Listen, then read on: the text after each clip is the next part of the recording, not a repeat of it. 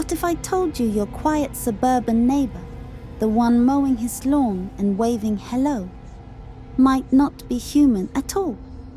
In 1985, Fright Night pulled back the curtains of suburbia and revealed something ancient, seductive, and deadly.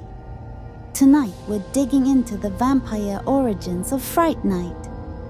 Not just the story of Jerry Dandrige, the charming neighbor who hides a monstrous secret, but the roots of his powers, the folklore that shaped them, and the real history that turned this cult film into one of the most important vampire stories of the 1980s.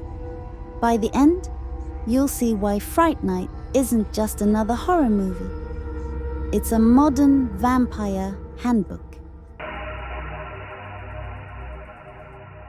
The story begins with Charlie Brewster, your typical teenager. He spies on his new neighbor, Jerry Dandrige, only to discover something impossible. Jerry is a vampire. This setup sounds simple, but it hides centuries of vampire lore. Vampires have always been outsiders, creatures lurking on the edge of villages, castles on lonely hills. Fright Night takes that gothic trope and drops it right into 1980s suburbia. Instead of a Transylvanian castle, Jerry lives in a nice house with a freshly painted fence. The fear here isn't distant, it's across the street. This was the genius of Fright Night, bringing the old legends into a place we thought was safe. So, what lore does Fright Night actually use? Almost all of it. Let's break it down. The invitation rule. In Slavic folklore, a vampire cannot enter your home unless invited. Jerry proves this true. He strolls right into Charlie's house only after his mom invites him in. Seductive charm. For centuries, vampires symbolized forbidden lust and temptation. Jerry seduces Amy in the nightclub with hypnotic power, echoing Dracula's pull over women. Bats and monsters. Stoker's Dracula tied vampires to bats, and folklore linked them to shapeshifting. Jerry transforms into a monstrous bat, carrying that tradition forward.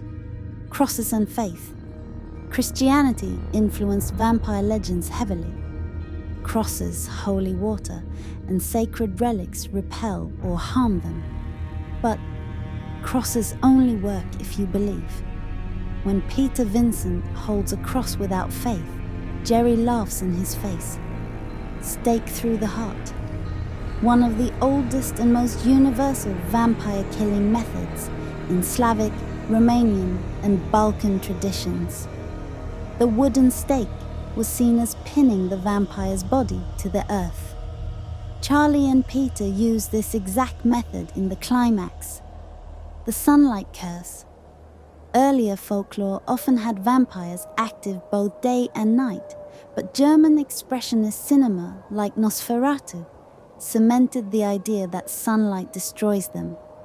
And in the end, Jerry burns alive when exposed to dawn light. Mirror reflection. Vampires often lack reflections, tied to the idea they have no soul. This motif appears in Bram Stoker's Dracula and became a staple in cinema. Charlie discovers Jerry's true nature when he notices Jerry casts no reflection, the familiar. Folklore and fiction often describe vampires having mortal or semi-supernatural servants like Renfield in Dracula. Jerry has Billy Cole, his humanoid protector, who hides his coffin and defends him. Shape-shifting powers. Folklore grants vampires the ability to transform into wolves, mist, or bats. Jerry demonstrates shape-shifting, most dramatically, into a monstrous bat creature during the climax. Even Evil Ed, during his assault on Peter's shapeshift into a wolf. Fright Night didn't just borrow from folklore. It gathered the greatest hits of vampire mythology and stitched them into one terrifying story. Here's the problem. Jerry isn't just a random vampire. He's the master vampire. But who or what is he really? Jerry descended from fruit bats, which explains why he's always eating apples and why the fruit bowl is always stocked up. His house is filled with antiques. His confidence is absolute. His powers too advanced for a new vampire. Jerry is centuries old. He is a European immigrant vampire who came to America long ago. We encounter his sister, Regine, in the sequel, who claims her brother was over 1,000 years old, meaning he predates Dracula, Nosferatu, and all other well-known vampire legends. So was Jerry the first vampire? But Jerry wasn't alone. His helpers add new layers of mystery. Billy Cole, the Renfield of Fright Night. When killed, he melts into green goo. Is he a ghoul? A revenant? Half vampire? At first glance, Billy looks human. He's Jerry's housemate, his day protector, and his muscle. But when you dig deeper, the truth becomes far more unsettling. Billy walks freely in the daylight. He's not a vampire, yet he's far stronger than any human should be, tossing Charlie Brewster around like a rag doll. And then there's his death scene. When Peter Vincent shoots him, Billy doesn't die like a man. He melts into a pool of sickly green goo, his skin collapsing, his body dissolving into something that was never really flesh at all. This moment leaves us with a haunting question. What was Billy Cole? He was a revenant, an unfinished undead. Unlike a full vampire, it's a body animated by something unnatural.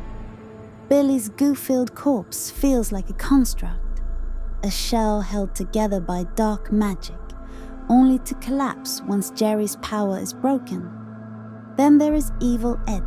Charlie's best friend becomes Jerry's victim, transformed into a vampire. His death is filmed ambiguously, with a final scream suggesting he might not be gone forever. But where is Ed now? And Jerry?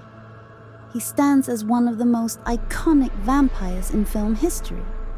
He's Dracula without the name. Nosferatu with style. A master vampire whose true origin will be uncovered right here on Horror Unfold. So let's put it all together. Fright Night is more than just a horror movie. It's a modern vampire grimoire. Every rule, every myth, from invitations to mirrors, from stakes to sunlight, is alive in Jerry Dandrige. But instead of a dusty castle, the evil lives next door. The mystery of who Jerry truly is keeps the film timeless. He's not Dracula, he's not Nosferatu.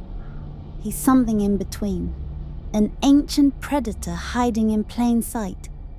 If you thought Jerry Dandrige was terrifying, wait until you see the hidden vampire origins of the Lost Boys.